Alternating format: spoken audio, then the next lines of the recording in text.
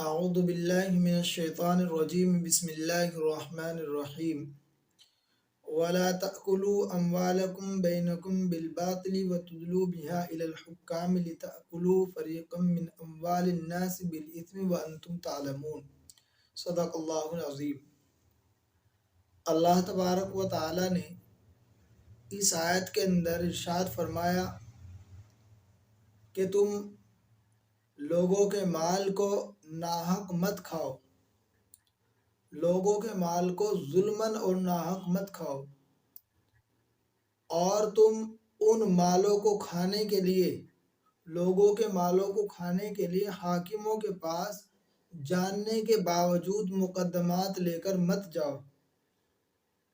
یہ اللہ تبارک و تعالی نے قرآن کریم کے اندر ارشاد فرمایا۔ حضرت مفتی شفیع صاحب رحمۃ اللہ علیہ نے تحریر فرمایا ہے، حضرت سلمہ رضی اللہ تعالیٰ عنہ کی حدیث ہے، جس کا خلاصہ یہ ہے کہ حضور پاک صلی اللہ علیہ وسلم نے ارشاد فرمایا کہ تم میں سے کچھ لوگ میرے پاس اپنے مقدمات لے کر آتے ہیں، اور میں بھی انسان ہوں، ہو سکتا ہے کہ تم میں سے کوئی آدمی اپنا مقدمہ لے کر آئے اور اپنی بات کو رنگ دے کر پیش کرے، اور میں اس کی بات کو سننے کے بعد اس کے حق میں فیصلہ کر دوں اور وہ حق اس کا نہ بنتا ہو۔ تو حضور پاک صلی اللہ علیہ وسلم نے آگے ارشاد فرمایا کہ وہ حق جو اس کا نہیں بنتا، جس کو وہ حقیقتاً جانتا ہے کہ وہ حق اس کا نہیں ہے اور اس کی باتوں نے مجھے ورغلا دیا ہے، تو جان لے کہ وہ حق میرے فیصلہ کر دینے سے اس کے لیے حلال نہیں ہو سکتا۔ لہذا وہ آدمی اس چیز کو لے کر جہنم کا ایک ٹکڑا لے رہا ہے اور اپنے پیٹ کے اندر آگ بھر رہا ہے۔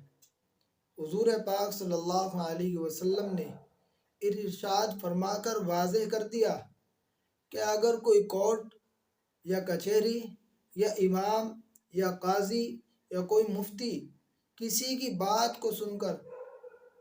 اور اس کی رنگ آمیز باتوں میں آ کر اس کے حق میں فیصلہ فرما دے، تو کورٹ کا فیصلہ یا کچہری کا فیصلہ یا امام کا فیصلہ یا مفتی کا فیصلہ یا پنچایت کا فیصلہ وہ کسی حرام چیز کو اس کے لیے حلال نہیں کر سکتا۔ جو حرام تھا اس کے لیے فیصلے سے پہلے بھی، وہ فیصلے کے بعد بھی اگرچہ اس کے حق میں فیصلہ ہوا تب بھی اس کے لیے حرام ہی رہے گا۔ تو لہذا کورٹ کچہری یا کوئی بھی آدمی اپنی جھوٹی گواہیوں کے ذریعے اور قسموں کے ذریعے وہ اپنے حق میں فیصلہ کرا رہا ہے، تو وہ سمجھ لے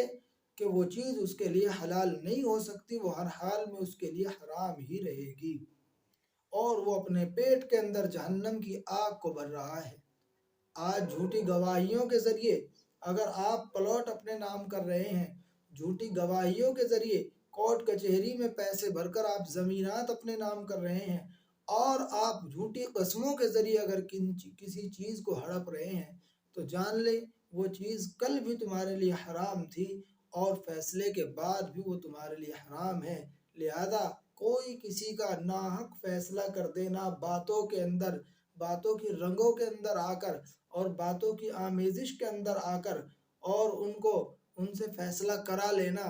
یہ حرام چیز کو حلال نہیں کرنے والا۔ جو چیز ہمیشہ سے تمہارے لیے حرام ہے وہ حرام ہی رہے گی۔ اللہ تبارک و تعالی حرام سے بچنے کی توفیق عطا فرمائے اور اپنے حق پر رہنے